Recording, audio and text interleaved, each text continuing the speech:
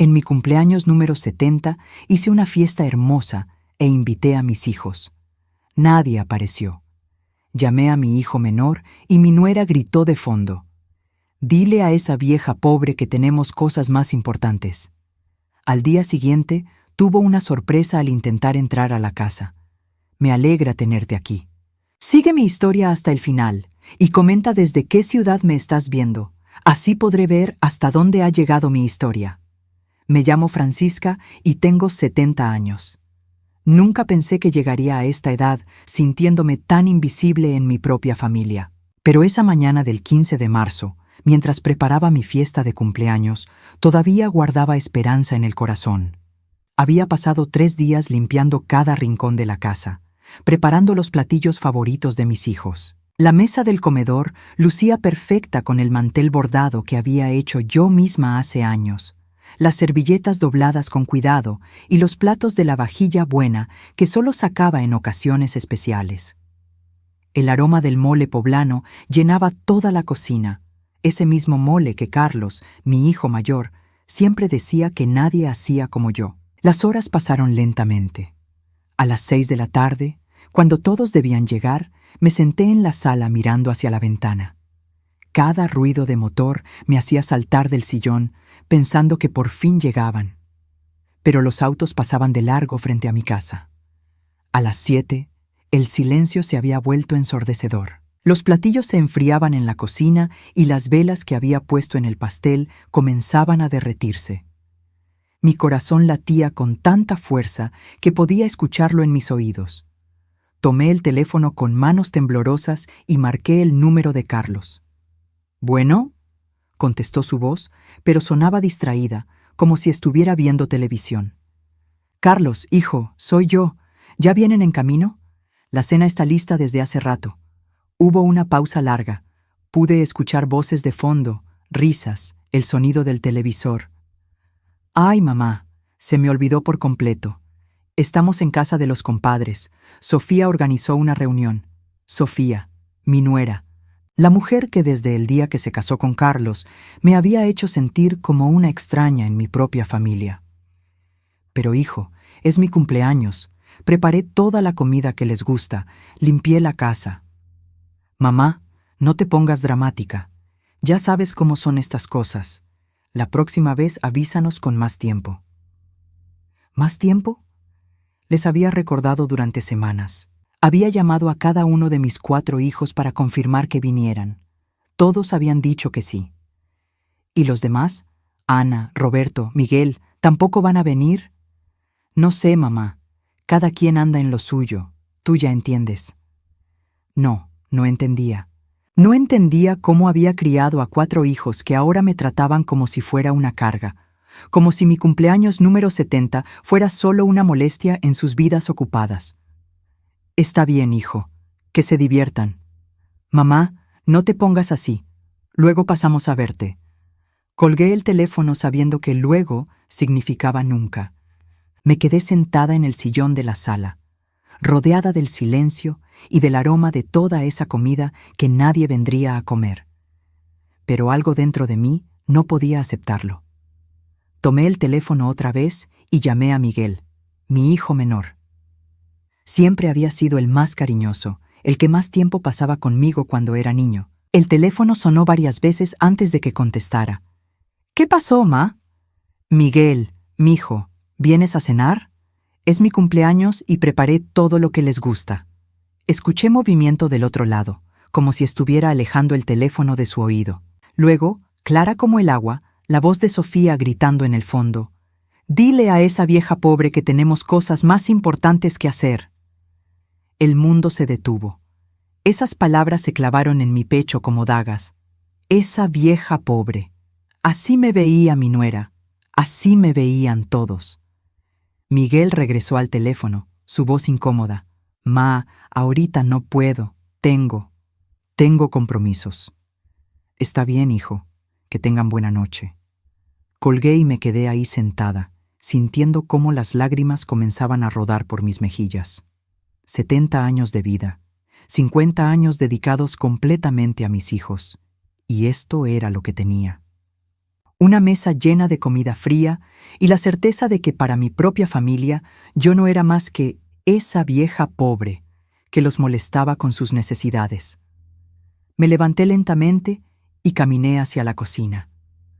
Guardé toda la comida en recipientes, limpié los platos que nadie había usado, apagué las velas del pastel que nadie había cantado. Con cada movimiento, sentía como si algo dentro de mí se estuviera rompiendo. Esa noche me acosté temprano, pero no pude dormir. Las palabras de Sofía resonaban una y otra vez en mi cabeza. Esa vieja pobre. ¿Pobre? ¿Realmente creían que era pobre? Si supieran la verdad. Por primera vez en años, pensé en todos los sacrificios que había hecho, en las noches que me quedé despierta cuidando a sus hijos enfermos, en el dinero que había gastado en sus estudios, en las veces que dejé de comprarme ropa para poder darles lo que necesitaban. Y ahora, cuando lo único que quería era pasar mi cumpleaños con ellos, ni siquiera eso merecía. Algo cambió esa noche. Algo se rompió, pero también algo se despertó. Mientras miraba el techo en la oscuridad, tomé una decisión. No iba a seguir siendo esa vieja pobre que se conformaba con las migajas de cariño que me daban. Era hora de que supieran quién era realmente Francisca Morales. Los días siguientes a mi cumpleaños pasaron como una neblina gris. No podía quitarme de la cabeza las palabras de Sofía, esa vieja pobre. Cada vez que las recordaba, sentía una mezcla de dolor y rabia que no sabía cómo manejar. Me encontré haciendo algo que no había hecho en años, revisar viejas fotografías. Saqué las cajas de cartón del closet de mi recámara, esas que guardaban décadas de recuerdos. Con cada imagen que veía, me daba cuenta de cuánto había cambiado mi lugar en la familia. Ahí estaba yo a los 25 años, recién casada con Fernando, cargando a Carlos bebé. En esa época mis ojos brillaban con esperanza. Fernando trabajaba en la construcción y yo me dedicaba completamente al hogar. Éramos pobres, eso era cierto, pero éramos felices, o al menos yo lo era. Pasé la página del álbum y vi una foto de cuando Carlos tenía 5 años y acababa de nacer Ana. Yo me veía cansada pero sonriente, con mi niña en brazos mientras Carlos se aferraba a mi falda. Fernando ya había empezado a beber más de la cuenta para esos años, pero yo seguía creyendo que todo iba a mejorar. Las siguientes fotos me mostraron la llegada de Roberto y después de Miguel. 4 hijos en 8 años. Mi juventud se fue en pañales, biberones y noches sin dormir. Fernando cada vez estaba menos presente, ya fuera por el trabajo o por la botella. Yo me convertí en padre y madre al mismo tiempo. Me detuve en una fotografía que me partió el corazón. Era el día de la graduación de primaria de Carlos. Ahí estaba yo, con un vestido que había mandado a arreglar 3 veces porque no tenía dinero para uno nuevo, aplaudiendo orgullosa mientras mi hijo recibía un reconocimiento por ser el mejor estudiante. Fernando no apareció ese día. Estaba borracho en algún bar del pueblo. Seguí pasando páginas y recordé todas las veces que tuve que elegir entre mis necesidades y las de mis hijos. Cuando Carlos quería ir al campamento de verano y yo vendí mi único anillo de oro para pagarlo. Cuando Ana necesitaba zapatos nuevos para la escuela y yo seguí usando mis zapatos rotos otros 6 meses. Cuando Roberto se enfermó de neumonía y yo me quedé 3 días sin comer para poder pagar las medicinas. Pero no era solo el dinero, era todo. Mi tiempo, mi energía, mis sueños. Antes de casarme, yo había querido estudiar para maestra. Me encantaba la idea de enseñar a los niños, de hacer la diferencia en sus vidas. Pero cuando llegó Carlos, archivé ese sueño para siempre. Mi misión era ser madre, y eso requería todo de mí. Llegué a las fotos de cuando Fernando se enfermó. Cáncer de hígado, me dijo el doctor. Demasiados años de alcohol habían cobrado su precio. Durante 2 años lo cuidé día y noche. Le daba sus medicinas, lo bañaba, lo alimentaba, le cambiaba los pañales cuando ya no podía ir al baño solo. Mis hijos ya estaban grandes para entonces, pero ninguno se ofreció a ayudarme. Tú siempre has sido buena para esas cosas, ma, me decía Carlos, cuando le pedía que se quedara aunque fuera una noche. Cuando Fernando murió, Pensé que por fin podría tener un poco de paz, pero no fue así. Ahora era la abuela disponible las 24 horas. Carlos y Sofía comenzaron a dejar a sus hijos conmigo cada fin de semana. «Es que necesitamos tiempo para nosotros», decían. Ana hacía lo mismo con sus gemelos. Roberto me traía a su hija cuando tenía que viajar por trabajo. Y Miguel, bueno, Miguel simplemente aparecía cuando necesitaba dinero. Guardé las fotografías y me dirigí a la cocina a prepararme un café. Mientras esperaba a que hirviera el agua, miré por la ventana hacia el patio trasero. Ahí estaba el columpio que Fernando había instalado para los nietos. Recordé todas las tardes que había pasado empujándolos, escuchando sus risas, sintiéndome útil y querida. Pero, ¿cuándo había sido la última vez que uno de ellos había venido solo a visitarme? ¿Cuándo había sido la última vez que alguno de mis hijos había llamado solo para saber cómo estaba, sin necesitar algo de mí? Me senté en la mesa de la cocina con mi taza de café y sentí el peso de los años. 70 años de edad y no tenía nada que fuera mío. Ni siquiera mi propia dignidad, aparentemente. Pero entonces recordé algo. Algo que había mantenido en secreto durante años. Algo que ni siquiera Fernando había sabido completamente. Cuando mi madre murió hace 15 años, me había dejado unos terrenos en las afueras del pueblo.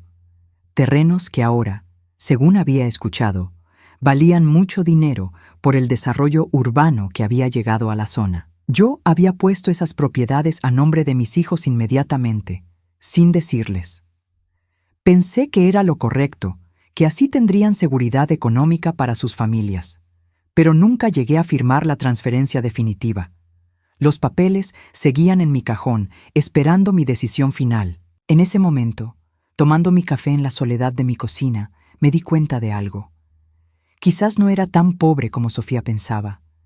Quizás tenía más poder del que había creído durante todos estos años. Me levanté y fui hacia mi recámara. Abrí el cajón del buró donde guardaba mis documentos importantes. Ahí estaban, amarillentos por el tiempo, pero legalmente válidos, los papeles de los terrenos que mi madre me había dejado.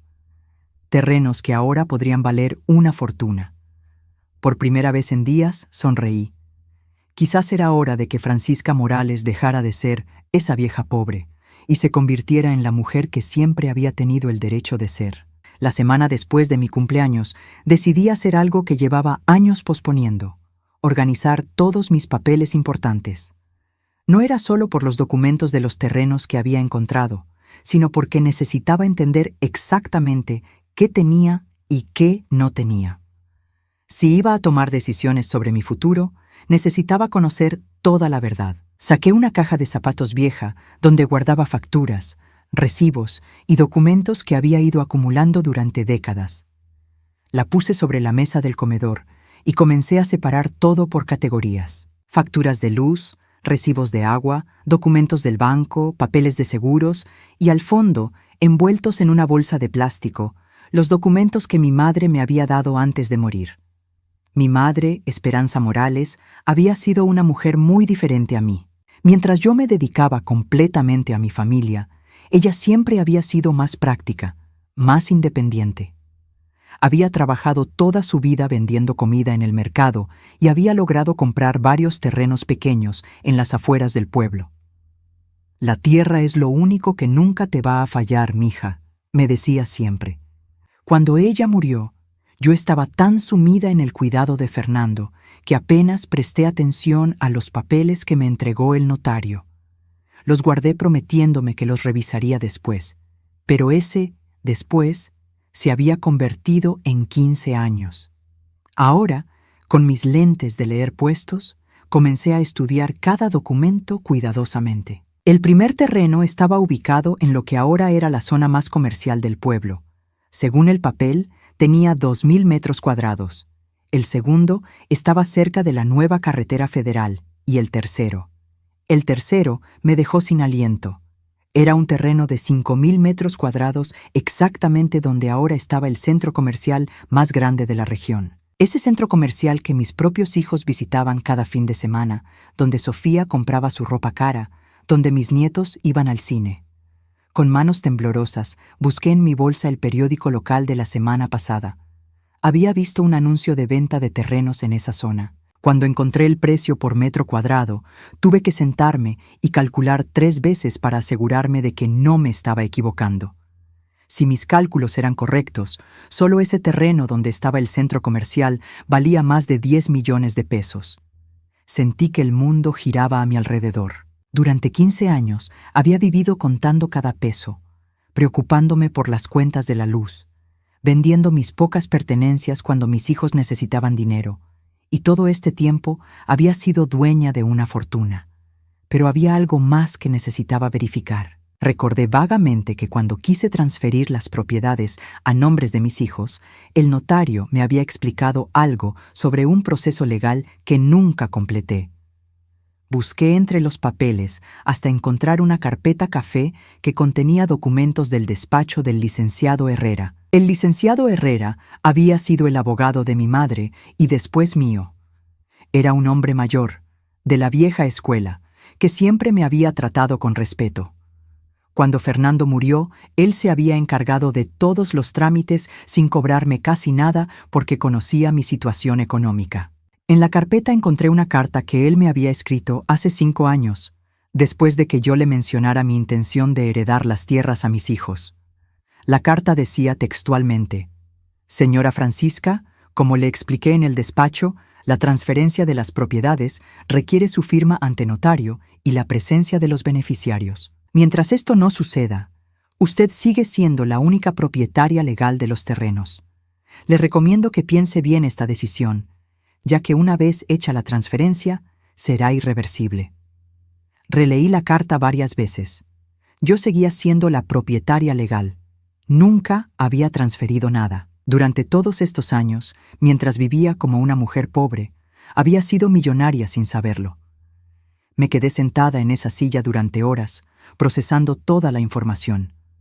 Pensé en todas las veces que mis hijos me habían hecho sentir como una carga. En las ocasiones en que Sofía había hecho comentarios sobre mi ropa vieja, mi casa pequeña, mi estilo de vida. En las veces que Carlos había suspirado con fastidio cuando le pedía que me llevara al doctor porque no tenía carro. Recordé el año pasado, cuando Miguel perdió su trabajo y vino a pedirme dinero prestado. Yo le di los últimos 3,000 pesos que tenía ahorrados, dinero que había juntado peso por peso durante meses. Él me prometió que me los devolvería en cuanto encontrara trabajo, pero nunca lo hizo. Cada vez que le preguntaba me decía: «Ay, ma, tú sabes que ando batallando, luego te pago». Y Sofía que me veía como esa vieja pobre, mientras yo era dueña de terrenos que valían más de lo que ella ganaría en toda su vida, trabajando en esa boutique donde se daba aires de importante. Esa noche no pude dormir. Daba vueltas en la cama pensando en todas las posibilidades que se abrían ante mí. Podía vender los terrenos y vivir cómodamente el resto de mis días. Podía viajar, conocer lugares que siempre había soñado ver. Podía comprarme ropa nueva, un carro, una casa más grande. Pero también pensé en mis hijos. Durante 70 años, mi felicidad había dependido de la de ellos. ¿Podría realmente cambiar eso ahora? Al día siguiente, muy temprano, llamé al despacho del licenciado Herrera. Su secretaria me dijo que él ya se había retirado, pero que su hijo, el licenciado Herrera Jr., había tomado el control de todos los casos. Pedí una cita para esa misma tarde. El despacho había cambiado mucho desde la última vez que había estado ahí. Ahora tenía computadoras, muebles modernos y una secretaria joven que me ofreció café mientras esperaba. Cuando el licenciado Herrera Jr. me recibió, me recordó mucho a su padre. Era amable, paciente y directo. «Señora Francisca, qué gusto verla. Mi padre siempre habló muy bien de usted. ¿En qué puedo ayudarla?». Le expliqué mi situación. Le mostré todos los documentos que había encontrado y le pregunté sobre el valor actual de las propiedades. Él revisó todo cuidadosamente, hizo algunas llamadas telefónicas y después de 1 hora me dio la noticia que cambiaría mi vida para siempre. «Señora Francisca, felicidades. Usted es dueña de propiedades que valen aproximadamente 15 millones de pesos. Y como nunca se completó la transferencia a sus hijos, Usted tiene el control total sobre qué hacer con ellas. 15 millones de pesos. La mujer a la que llamaban vieja pobre era millonaria. Salí del despacho caminando como en una nube. Por primera vez en mucho tiempo tenía opciones, tenía poder. Y más importante aún, tenía la oportunidad de decidir quién merecía realmente mi generosidad. Los días que siguieron a mi visita con el licenciado Herrera Jr. fueron los más extraños de mi vida. Por fuera, todo seguía igual. Me levantaba temprano, hacía mis quehaceres domésticos, veía mis telenovelas en la tarde, pero por dentro, algo había cambiado completamente. Era como si hubiera despertado de un sueño de 70 años. Decidí no decirle nada a nadie sobre el descubrimiento de las propiedades. Necesitaba tiempo para pensar, para planear, para decidir qué hacer exactamente. Durante toda mi vida había actuado impulsivamente cuando se trataba de mis hijos, siempre dando sin pensar en las consecuencias. Esta vez sería diferente. El licenciado me había explicado varias opciones. Podía vender todas las propiedades y quedarme con el dinero. Podía vender solo una parte y conservar el resto como inversión, o podía desarrollar los terrenos y convertirme en una mujer de negocios a los 70 años. Todas las opciones me asustaban y me emocionaban al mismo tiempo. Pero antes de tomar cualquier decisión, necesitaba estar segura de una cosa. Quería ver cómo reaccionaría mi familia si pensaran que ya no estaba disponible para ellos. Quería saber si realmente me querían o si solo me necesitaban. El martes por la mañana, Carlos me llamó.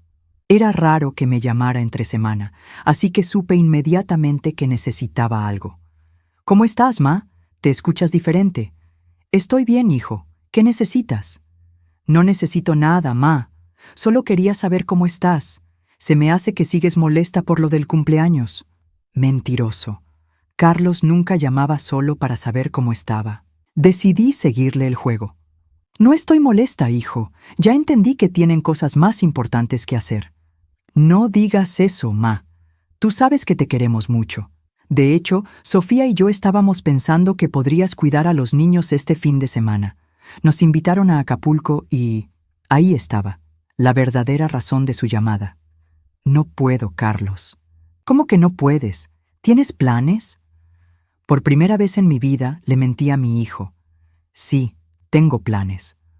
Hubo un silencio largo del otro lado del teléfono. Carlos no estaba acostumbrado a que le dijera que no. «¿Qué planes, ma?» «Planes míos, hijo, cosas que tengo que hacer». «Pero, ma, ya compramos los boletos. Los niños pueden quedarse contigo como siempre. No es nada del otro mundo». «Busquen a alguien más, Carlos. Yo no puedo». Colgué antes de que pudiera insistir. El teléfono sonó inmediatamente, pero no contesté. Sentí una mezcla de culpa y satisfacción que nunca había experimentado antes. Al día siguiente fue Ana quien llamó. Su conversación siguió exactamente el mismo patrón que la de Carlos. Primero preguntó cómo estaba. Después me pidió que cuidara a los gemelos porque tenía una emergencia en el trabajo. Cuando le dije que no podía, se molestó. «Ma, no entiendo qué te pasa últimamente. Pareces otra persona». «Quizás sí soy otra persona, Ana».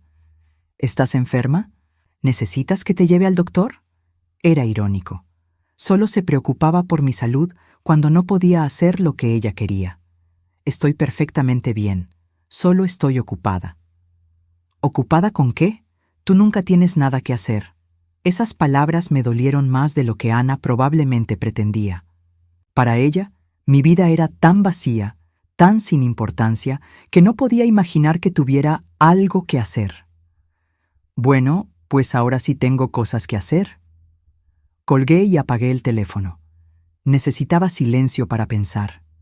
El jueves, mientras estaba en el mercado comprando verduras, me topé con doña Carmen, mi vecina de toda la vida. Ella me conocía desde que llegué al barrio hace más de 40 años, recién casada y embarazada de Carlos. «Francisca, te ves diferente. ¿Estás bien?» «Estoy muy bien, Carmen. Mejor que nunca». «Te noto como más, no sé cómo decirte, más derecha, más segura». Carmen tenía razón. Sí me sentía más derecha, más segura. Sabía algo que nadie más sabía. Tenía un poder que nadie imaginaba. y eso me estaba cambiando desde adentro. Carmen, ¿tú crees que una mujer de nuestra edad puede cambiar su vida completamente?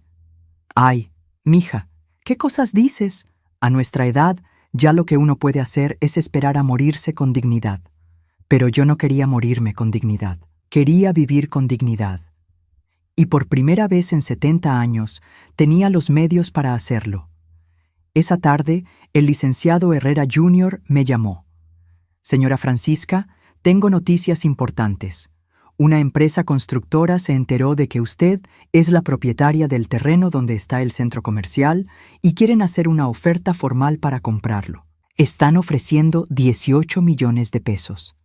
18 millones, más de lo que habíamos calculado inicialmente. ¿Cuánto tiempo tengo para decidir? No hay prisa, señora, pero debo decirle que si acepta, tendría que firmar la venta en los próximos días. También debo preguntarle, ¿ha hablado con sus hijos sobre esto? No, y no pienso hacerlo por ahora. Entiendo. Solo quiero asegurarme de que está tomando esta decisión por usted misma, sin presiones de nadie. Esa noche me quedé despierta hasta muy tarde, caminando por toda la casa. Cada rincón me recordaba los años que había pasado ahí, todos los sacrificios que había hecho, todas las veces que había puesto las necesidades de otros antes que las mías. El viernes por la mañana tomé mi decisión. Llamé al licenciado y le dije que quería vender el terreno más grande, el del centro comercial. Con ese dinero tendría suficiente para cambiar mi vida por completo, y aún me quedarían los otros 2 terrenos como respaldo. Perfecto, señora Francisca. ¿Quiere que programemos la firma para la próxima semana? Sí, pero con una condición. Quiero mantener esto en absoluto secreto hasta que se complete la venta. Por supuesto, es su derecho. Después de colgar, me senté en mi sillón favorito y por primera vez en años sonreí con verdadera felicidad. No porque tuviera dinero, sino porque por fin tenía opciones. Esa tarde, como si el universo hubiera querido probar mi nueva resolución, Sofía apareció en mi puerta sin avisar. Traía a los niños y una maleta. «Suegra, qué bueno que está en casa. Carlos y yo decidimos ir a Cancún este fin de semana. Los niños se van a quedar con usted». No me preguntó si podía. No me pidió el favor. Simplemente asumió que yo estaría disponible, como siempre. «No, Sofía, los niños no se pueden quedar». Sofía me miró como si le hubiera hablado en otro idioma. «¿Cómo que no? Usted siempre los cuida». «Pues ahora no puedo». «¿Por qué no?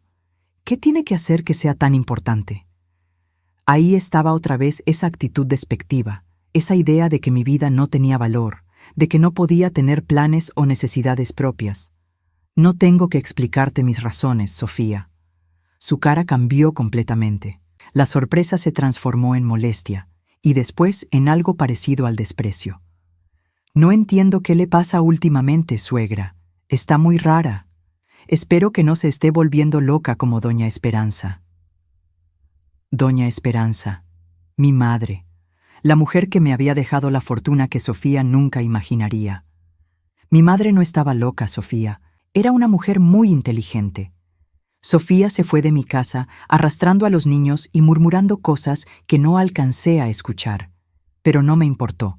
Por primera vez, había puesto límites y se sentía mejor de lo que había imaginado. El lunes siguiente firmaría la venta del terreno. Para el martes sería oficialmente millonaria. Y muy pronto, mi familia descubriría que la vieja pobre, a la que tanto habían menospreciado, ya no existía. El lunes por la mañana me levanté más temprano que nunca. Era el día que firmaría la venta del terreno y oficialmente me convertiría en millonaria. Me puse mi mejor vestido, uno azul marino que había comprado para el funeral de Fernando y que solo había usado en ocasiones muy especiales. Por primera vez en años, me maquillé un poco y me peiné con cuidado. Cuando llegué al despacho del licenciado Herrera Jr., los representantes de la empresa constructora ya estaban ahí. Eran 3 hombres en trajes caros que me trataron con un respeto que no había experimentado en mucho tiempo. Para ellos, yo no era una vieja pobre. Era la propietaria de algo que ellos querían, y eso me daba poder. La firma de los documentos tomó casi 2 horas. Cada papel que firmaba era como cerrar un capítulo de mi vida y abrir otro completamente nuevo. Cuando terminamos, el licenciado me entregó un cheque que tuve que leer 3 veces para creer que era real. 18 millones de pesos a nombre de Francisca Morales. Señora Francisca, me dijo el licenciado mientras guardaba los documentos, ¿ya decidió qué va a hacer con los otros 2 terrenos? Conservarlos por ahora. Quiero ver qué pasa con mi vida antes de tomar más decisiones.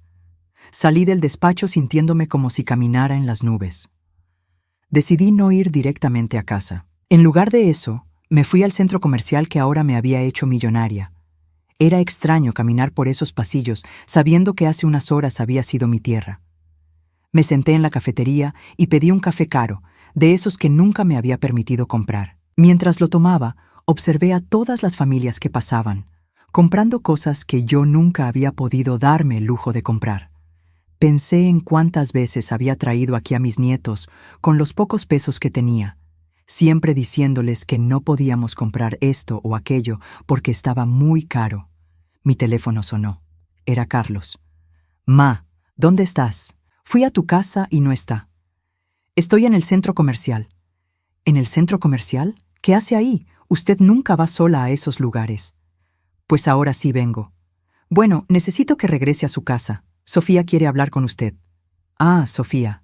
La mujer que me había llamado vieja pobre y que ahora quería hablar conmigo, probablemente para regañarme por no haber cuidado a sus hijos el fin de semana. «Dile a Sofía que si quiere hablar conmigo, puede buscarme aquí». «Ma, no se ponga difícil. Mejor váyase para la casa». «No, Carlos. Si Sofía quiere hablar conmigo, que venga aquí».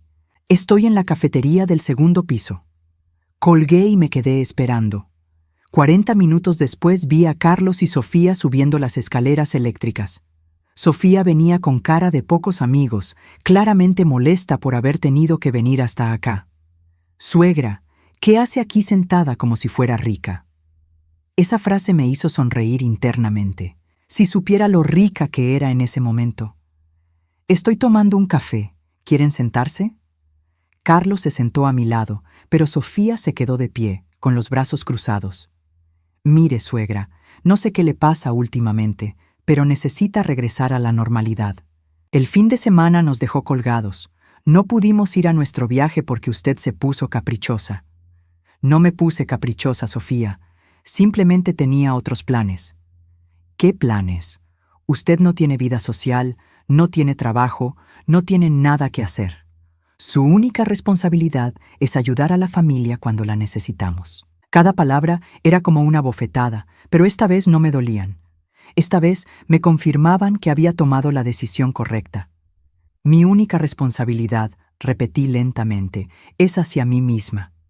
Carlos me miró con preocupación. «Ma, ¿está usted bien? ¿No estará empezando con demencia o algo así?» Demencia. Ahora resulta que porque defendía mi dignidad tenía demencia. «Estoy mejor que nunca, Carlos». Sofía se inclinó hacia mí, su voz llena de veneno. «Mire, suegra, no sé qué se cree, pero necesita entender su lugar en esta familia. Usted es una mujer mayor, sola, sin recursos. Nosotros somos los que trabajamos, los que tenemos responsabilidades, los que importamos. Su trabajo es estar disponible cuando la necesitemos». «¿Mi trabajo?», pregunté con calma. «Sí, su trabajo. Cuidar nietos, estar disponible, no causar problemas. Eso es lo que hacen las madres mayores». «¿Y qué recibo a cambio de ese trabajo?». Sofía se rió con crueldad. «¿A cambio?». «Recibe un techo sobre su cabeza, comida, y el privilegio de ser parte de una familia que la tolera a pesar de que ya no sirve para mucho». Esas palabras fueron la gota que derramó el vaso. Me levanté de mi silla lentamente, guardé mi bolsa y miré a Sofía directamente a los ojos. «¿Sabes qué, Sofía? Tienes razón, soy una mujer mayor, pero te equivocas en todo lo demás». «¿En qué me equivoco?». «En que soy pobre, en que no tengo recursos, en que dependo de ustedes». Carlos frunció el ceño. «Ma, ¿de qué está hablando?». Saqué el cheque de mi bolsa y lo puse sobre la mesa. Los números eran claramente visibles. 18 millones de pesos. Estoy hablando de esto. Sofía se quedó con la boca abierta. Carlos tomó el cheque con manos temblorosas. Ma, ¿qué es esto? ¿De dónde salió este dinero? De la venta de un terreno que era mío, un terreno que heredé de mi madre hace 15 años. ¿Qué terreno?, preguntó Sofía, su voz ahora mucho más suave. El terreno donde está construido este centro comercial. Los dos se quedaron en silencio por varios minutos. Vi cómo sus expresiones cambiaban de confusión a comprensión y después a algo que me dio mucha satisfacción: pánico. Ma, dijo Carlos finalmente, ¿por qué nunca nos dijiste que tenías propiedades? Porque iba a heredárselas, porque pensé que las necesitarían más que yo. Pero ya cambié de opinión. Sofía se sentó pesadamente en la silla, su arrogancia completamente desaparecida. Suegra, nosotros no sabíamos. No sabían que era millonaria, pero sí sabían que me trataban como basura. No la tratamos como basura, protestó Carlos débilmente. Carlos, tu esposa me llamó vieja pobre hace 2 semanas. Hoy me dijo que mi único trabajo era estar disponible para ustedes y que recibía el privilegio de ser tolerada por la familia. Carlos miró a Sofía con reproche, pero ella estaba demasiado ocupada procesando la información como para defenderse. Ma, si tiene dinero, ¿por qué siguió viviendo como vivía? Porque no sabía que lo tenía. Acabo de enterarme hace una semana. ¿Y saben qué fue lo primero que pensé cuando me enteré? Pensé en compartirlo con ustedes, en hacer sus vidas más fáciles. Pero después recordé mi cumpleaños. Recordé cómo me han tratado durante años y me di cuenta de que no merecen nada de mí. Me levanté para irme. Carlos me agarró del brazo. Ma, espere. Podemos hablar de esto. Podemos arreglar las cosas. No hay nada que arreglar, Carlos. Ahora ustedes saben quién soy realmente. Y yo sé quiénes son ustedes realmente. Caminé hacia las escaleras eléctricas sin voltear atrás. Por primera vez en mi vida, yo era la que se iba. Yo era la que tenía el poder. Cuando llegué a casa, ya tenía 5 llamadas perdidas de Ana, 3 de Roberto y 2 de Miguel. La noticia viajaba rápido en la familia. Esa noche, por primera vez en 70 años, apagué mi teléfono y me fui a dormir sin preocuparme por si alguien me necesitaba. Ahora quien necesitaba algo de mí tendría que ganárselo. Los días que siguieron a mi revelación en el centro comercial fueron un torbellino de llamadas, mensajes y visitas inesperadas. Todos mis hijos, que durante años habían estado demasiado ocupados para visitarme, de repente tenían tiempo libre. Pero yo había aprendido algo muy valioso: el poder de decir no. La primera en aparecer fue Ana, menos de 24 horas después de mi encuentro con Carlos y Sofía. Llegó con los gemelos, como siempre hacía cuando quería ablandarme. «Mamá, necesitamos hablar», me dijo mientras sus hijos corrían por mi sala. «Podemos hablar, pero los niños no se quedan. Mamá, solo será un momento». «No, Ana. Si quieres hablar conmigo, llévate a tus hijos a casa y regresa sola». Vi la frustración en su cara. Ana estaba acostumbrada a usar a mis nietos como escudo emocional, sabiendo que yo nunca podía negarme a cuidarlos. Pero ahora las reglas habían cambiado. Regresó 2 horas después, sola y con una actitud completamente diferente. «Mamá, Carlos me contó lo del dinero». «¿Y?» «Bueno, yo quería decirte que siento mucho si alguna vez te hice sentir mal. Nunca fue mi intención». Me quedé callada, esperando a que continuara. «También quería preguntarte si podrías ayudarme con la hipoteca de mi casa. Está muy alta y...» «No». «¿No?» «No, Ana, no voy a ayudarte con tu hipoteca». «Pero mamá, soy tu hija. ¿No se supone que las madres ayudan a sus hijos? ¿No se supone que los hijos respetan a sus madres?» Ana se quedó sin palabras. Durante unos minutos intentó hacerme cambiar de opinión, usando todas las tácticas emocionales que había perfeccionado durante años. Pero por primera vez en mi vida, no funcionaron. Roberto llegó al día siguiente. Su estrategia fue diferente. Me trajo flores y una tarjeta que decía: «Para la mejor mamá del mundo». Ma, quería disculparme por no haber ido a tu cumpleaños. La verdad es que he estado muy estresado con el trabajo y... Roberto, ¿cuánto necesitas? ¿Perdón? ¿Que cuánto dinero necesitas? Porque sé que no viniste aquí solo a disculparte. Se sonrojó. Bueno, sí hay algo. Mi negocio está pasando por un momento difícil y pensé que tal vez podrías invertir. No estoy interesada en invertir en tu negocio, Roberto. Pero mamá, es una oportunidad increíble. Podrías duplicar tu dinero en un año. Mi dinero está muy bien donde está. Miguel fue el último en venir y su visita fue la más difícil para mí. Siempre había sido mi consentido, el bebé de la familia, y verlo tan desesperado me dolió más de lo que esperaba. Ma, yo sé que la regué. Sé que no he sido el mejor hijo, pero necesito tu ayuda. Tengo deudas, estoy a punto de perder mi departamento y... ¿Dónde está Sofía?, le pregunté. ¿Qué? Tu cuñada, la que me llamó vieja pobre. ¿Dónde está? ¿Por qué no vino contigo a pedirme dinero? Miguel bajó la cabeza. Está en casa, dice que no puede verte a la cara después de lo que pasó. Qué conveniente. Ma, por favor, solo necesito 100,000 pesos, es todo. Te prometo que... Miguel, ¿tú me respetas? La pregunta lo tomó por sorpresa. Claro que te respeto, ma. ¿De verdad? Porque la última vez que hablamos por teléfono, tu esposa gritó que yo era una vieja pobre que los molestaba, y tú no dijiste nada para defenderme. Yo no sabía qué decir. Podías haber dicho, no le hables así a mi madre. Podías haber colgado el teléfono. Podías haber venido a disculparte al día siguiente.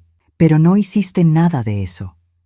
Ma, Sofía estaba enojada, no hablaba en serio. Miguel, cuando alguien te muestra quién es realmente, créele la primera vez.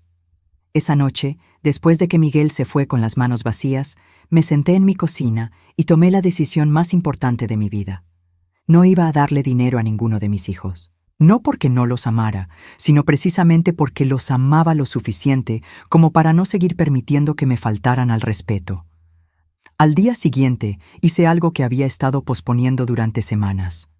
Fui a ver casas en venta. Con 18 millones de pesos, podía comprar algo mucho mejor que mi pequeña casa del barrio donde había vivido durante 40 años. La casa que encontré estaba en una zona residencial nueva, con jardín, garage para 2 carros y una cocina hermosa. Era lo que siempre había soñado, pero nunca me había atrevido a imaginar que podría tener. ¿Estás segura de que quiere algo tan grande?, me preguntó la agente de bienes raíces. Es mucho mantenimiento para una persona sola. Estoy muy segura, le respondí, y no voy a estar sola.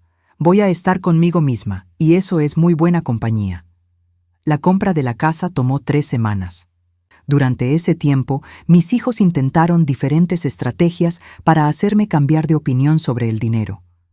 Carlos vino con sus hijos para ablandarme. Ana trajo a los gemelos vestidos con su mejor ropa para impresionarme. Roberto me escribió una carta de 5 páginas explicándome por qué su negocio era una inversión segura. Pero la estrategia que más me dolió fue la de Miguel. Me llamó llorando, diciéndome que Sofía lo había dejado, que estaba solo, que no tenía a nadie más que a mí. Ma, soy tu bebé. Siempre he sido tu bebé. ¿Ya no me amas? Te amo, Miguel, pero amor no significa que tengo que rescatarte de las consecuencias de tus decisiones. Pero tengo miedo, ma. No sé cómo vivir sin ayuda, pues es hora de que aprendas. El día que me mudé a mi nueva casa, solo doña Carmen vino a despedirse. Mis hijos brillaron por su ausencia, probablemente esperando que al verme partir me diera cuenta de mi error y regresara corriendo a rescatarlos. Mi nueva casa era todo lo que había soñado y más. Tenía espacio para mis plantas, una cocina donde podía cocinar para mí sin tener que preocuparme por alimentar a una multitud, y un jardín donde podía sentarme a tomar café por las mañanas. 2 meses después de mudarme, decidí hacer algo que nunca había hecho en mi vida: viajar. Siempre había querido conocer el mar, pero nunca había tenido ni el dinero ni el tiempo. Ahora tenía ambos. Pasé una semana en Cancún, en un hotel de 5 estrellas, donde me trataron como una reina. Caminé por la playa al amanecer, comí en restaurantes elegantes y por primera vez en 70 años no tuve que preocuparme por nadie más que por mí misma. Cuando regresé del viaje, tenía 12 mensajes de voz esperándome. Todos de mis hijos, todos con el mismo tono desesperado. Carlos había perdido su trabajo. Ana estaba divorciándose y necesitaba dinero para abogados. Roberto había cerrado su negocio. Miguel había sido desalojado de su departamento. Los escuché todos, uno por uno, y después borré los mensajes sin devolver ninguna llamada. Esa noche, mientras cenaba en mi hermosa cocina nueva, pensé en algo que mi madre me había dicho muchos años atrás. Mija, la familia que te respeta es la familia que mereces. La que no te respeta, déjala ir. Mi madre había tenido razón sobre muchas cosas, sobre la importancia de tener propiedades, sobre el valor de la independencia y sobre todo, sobre el hecho de que el amor sin respeto no es amor en absoluto. 3 meses después, Ana apareció en mi puerta. Venía sola, sin los niños, y por primera vez en años me habló con verdadero respeto. Mamá, no vengo a pedirte dinero, vengo a pedirte perdón.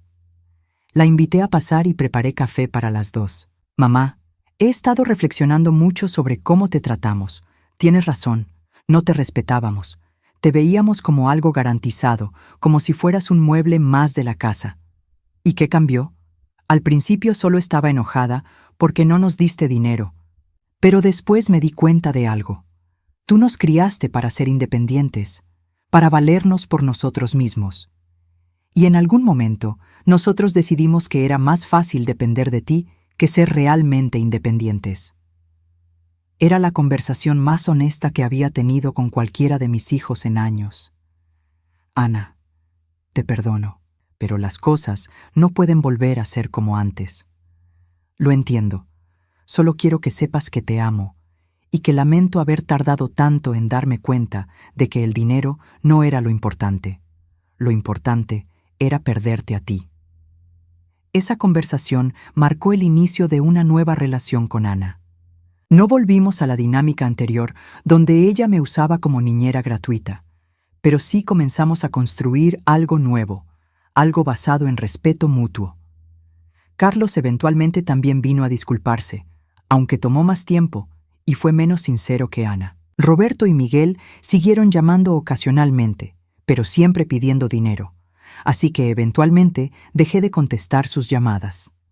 Hoy, 2 años después de aquel cumpleaños desastroso, vivo en una hermosa casa. Viajo cuando quiero y tengo relaciones sanas con aquellos miembros de mi familia que aprendieron a respetarme. No soy la matriarca que se sacrifica en silencio. Soy Francisca Morales, una mujer de 72 años que finalmente aprendió a valorarse a sí misma.